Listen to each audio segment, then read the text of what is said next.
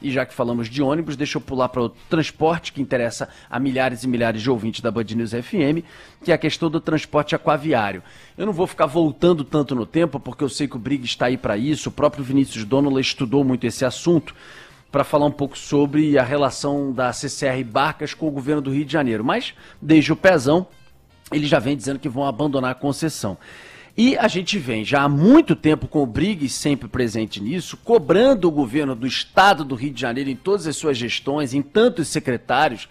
Já passaram diversos secretários pela Secretaria de Transportes e ninguém tocou efetivamente isso, que era levar à frente, já que a CCR dizia que ia largar o serviço, porque alega com um balanço que toma prejuízos de 80, 100, 120 milhões de reais por ano, que ela não queria mais o transporte.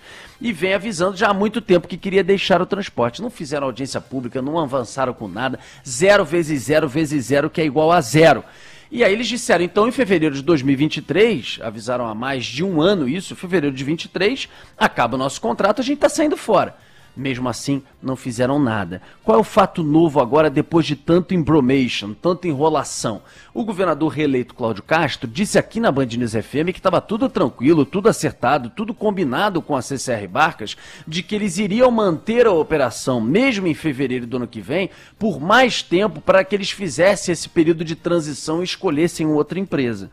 A CCR disse, nananina não é esse o combinado.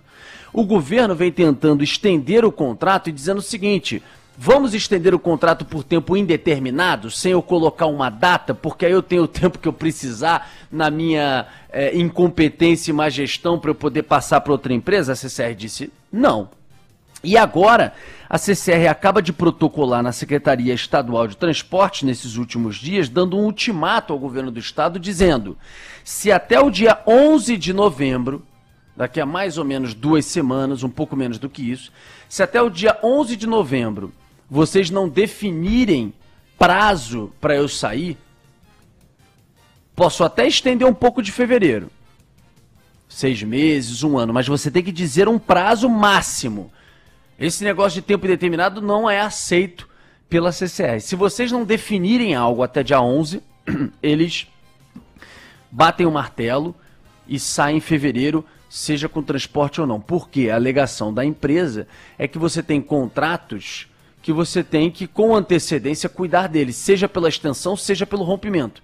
Porque se você for romper, você precisa de um tempo de aviso prévio, de demissão, de um monte de coisa para você parar a operação, manutenção de embarcações. A mesma coisa se você for ficar, você precisa negociar com antecedência. Então, dia 11 de novembro é exatamente o prazo que você tem de 3 meses para o fim, em 11 de fevereiro, o fim dessa operação. Se até 3 meses antes, ou seja, 11 de novembro, não vier uma sinalização concreta, responsável, colocando um prazo estipulado, a CCR protocola dia 11 dizendo, eu saio, não tem mais volta e eu saio dia 11 de fevereiro. O que seria uma tragédia para milhares e milhares de pessoas, porque simplesmente o transporte para. Lembrando que para Paquetá, você nem opção tem. Niterói, mal ou bem, você bota as pessoas, engarrafa mais a ponte, bota todo mundo na ponte de Niterói e etc. No caso de Paquetá, você não tem outra opção. E na Costa Verde, acho que você pode ter uma outra opção, mas também, Briggs, Donola passando a bola para vocês, é uma opção muito aquém, talvez embarcações de pescadores, algumas opções que tem que não são de grandes embarcações para fazer o transporte para a ilha, né? Sim, para a gente dimensionar, nos bons tempos, a gente tinha um volume de passageiros ali da ordem 100, 110 mil pessoas, Niterói-Rio, Rio-Niterói-Dia. Com a pandemia, Rodolfo, e as mudanças na mobilidade urbana na região metropolitana do Rio de Janeiro, esse número de passageiros, de usuários, despencou. Então a gente tem em média 50 mil passageiros. Niterói-Rio, Rio-Niterói. Pensemos no primeiro sentido, que é o sentido da manhã. Niterói-Rio, 25 mil pessoas. 25 mil pessoas sem barcas são 25 mil pessoas de ônibus, ou de Uber, ou de táxi na ponte Rio-Niterói. Você para Niterói, você para São Gonçalo, você para o Rio de Janeiro. E depois no sentido contrário. Briggs. Perdão, só para acrescentar, pouco acrescentar, o Rodolfo também está por dentro demais desse assunto. A grande chave nisso aí é o prazo indeterminado. né? O Grupo CCR Barcas não quer ficar por esse prazo determinado, teria aceitado as condições de ficar por aproximadamente um ano, desde que o governo do estado sente, negocie. Estamos a 17 dias exatos, né, do Grupo CCR protocolar que encerra o serviço. E eu só queria, Rodolfo, para esclarecer ainda mais essa informação, que não é que o Grupo CCR entrega no dia 11, só para ficar claro isso.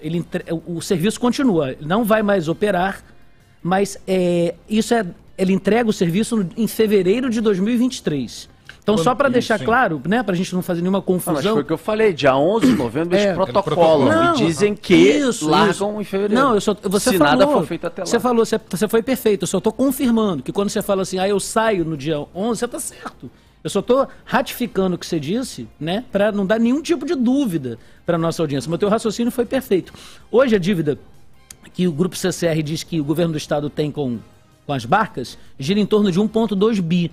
O Grupo CCR disse que nós cobramos, inclusive, um posicionamento do Grupo CCR. Falou, como é que é isso? Vocês vão entregar? Qual a posição de vocês? Já que a Secretaria Estadual de Transporte não nos posiciona, mesmo com... Você falou de revezamento de confronto em 7 pontos, a gente tem um revezamento de secretários, Delmo Pim, Juninho do Pneu, André Narras, e a gente não tem uma solução para esse caso, né? A gente já vem falando, teve uma licitação que se desenhou na praça, um consórcio venceu para fazer a modelagem, o desenho, se trocou de secretário, né, Rodolfo? O secretário falou, não tá legal, volta, vamos contratar o FRJ, e como é que vai ser? E o Tribunal de Contas acompanhando e tal. E não sai, a licitação não sai, não vai para a rua. E hoje o que a gente tem é o seguinte, o Grupo CCR, eu cobrei deles, falei, e aí?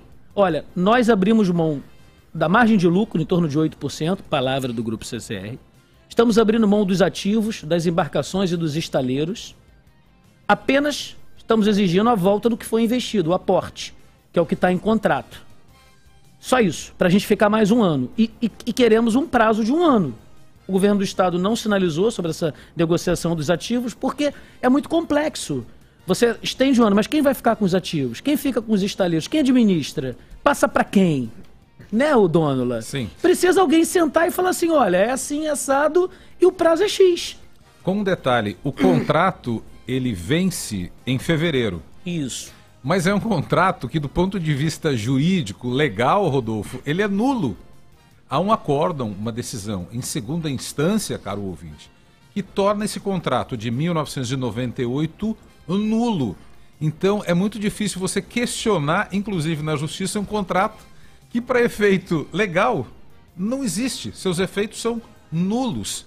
Esse é o tamanho do imbróglio que a gente tem e temos que sentar à mesa com tempo, tempo para a Alerj dar um parecer, tempo para o Ministério Público dar um parecer, tempo para se chegar a um acordo ao redor desse 1,2 ou 1,3 bi. E será que a gente vai ter tempo até o dia 11? Vou olhando para o histórico que a gente tem nesta questão, não tem menor confiança, né? O governo também não tem credibilidade para isso. Vendo o histórico que a gente tem, como é que a gente vai acreditar que alguma coisa vai acontecer se isso acontece, rola desde o pezão?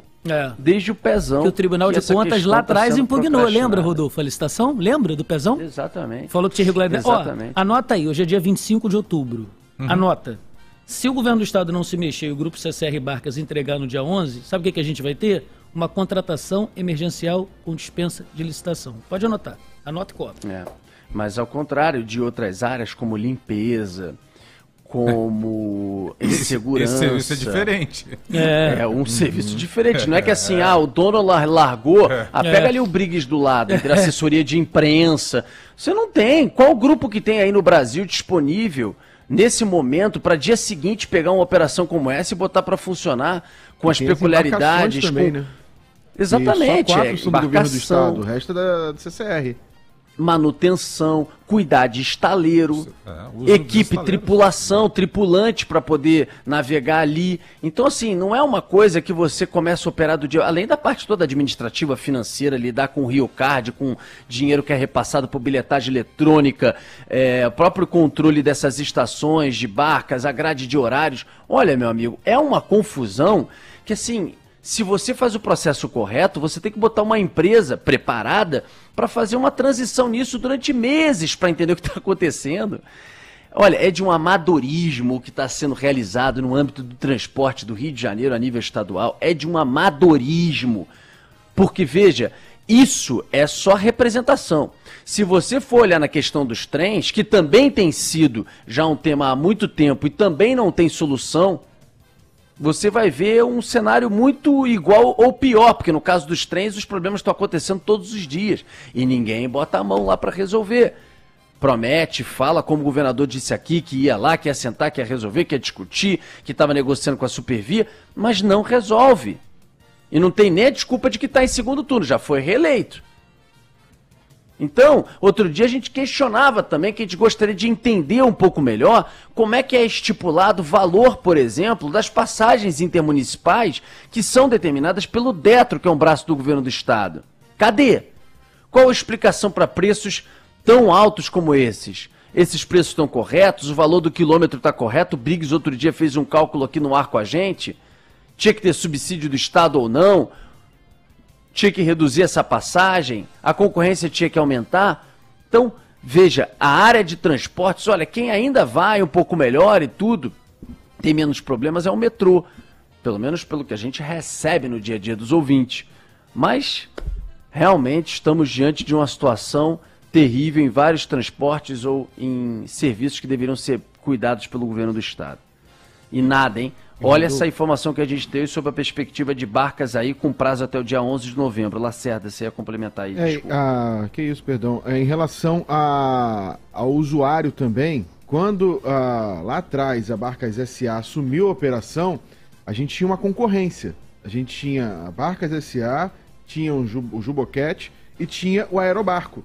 Eram 3 empresas que operavam nessa linha Niterói-Praça 15 e tinha opção para o usuário. Você poderia pegar o Aerobarco que fazia em 10, 9 minutos, o catamarã que fazia em 12, a barca que fazia em 20. Então você tinha uma disputa ali muito forte.